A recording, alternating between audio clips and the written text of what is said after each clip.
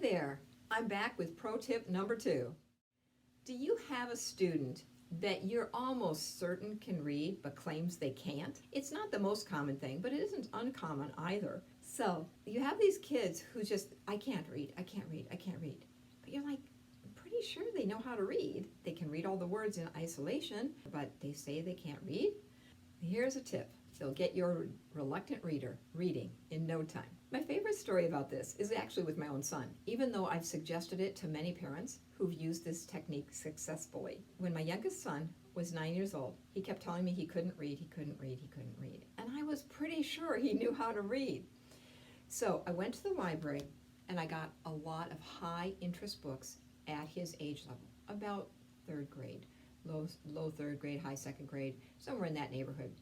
But they were books about space and airplanes, rockets, those sorts of things, because I knew he was really interested in flight. And by the way, he's now in the Air Force. But anyway, I knew he was very interested in planes and in space travel. So I went to the library and I got a whole stack of books that were probably about this level. Now, what you want to do is find a level that you think your child actually could read, okay? So this is a kind of level that I used with him. I probably would look for something with more white background just to make it easier, or off-white background rather than this dark color. But this is a good level, and it's a high-interest book because it's all about sharks. So if the kid's into that kind of thing, this would be a high-interest book that they would be more interested in reading. So what you do is you bring home a whole stack of these books, a lot of them, okay, all the same level and about things they're very interested in. And this is what you do. You open the book and you say, I'm going to read a sentence and then I want you to take a turn. What is a shark? Your turn.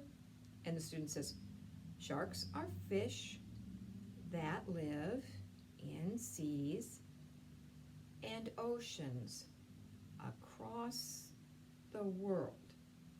Very good. And then you take a turn. Some sharks are tiny, others are giants. Your turn. And he says, some are gentle and some are fierce. And you go through the whole book that way.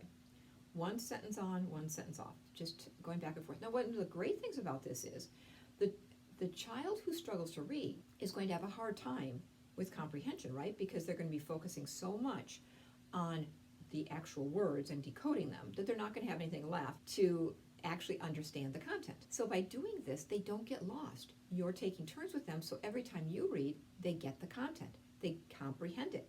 So they're not losing that comprehension piece like they would if they're trying to read the whole thing by themselves. So that's the beauty of that. Then the next book. So you can do that the first day. Do several books like that. See, you did a good job. You encourage them. You did a good job. See, you can read. Then the next day you pick up another high interest book about the same level, and this time you're going to read a paragraph at a time. Okay, so this would usually be the second day, but maybe it would take several days before the child was ready to try a paragraph. So you say to the child, hey, how about we take turns with paragraphs today? And okay. So when they're ready for that, you read one paragraph. Can you imagine a fish that has a head shaped like a hammer, or one that can gobble up a sea lion whole? Sharks are some of the world's most amazing creatures. Your turn. And then they read the next one. And you go back and forth by paragraph now. Again, the comprehension is better because you're taking turns. He's not losing as much comprehension. So we did that with my son, back and forth like that.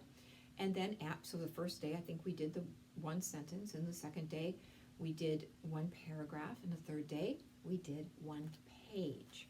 So then we read one. I read a page, he read a page. I read a page, he read a page.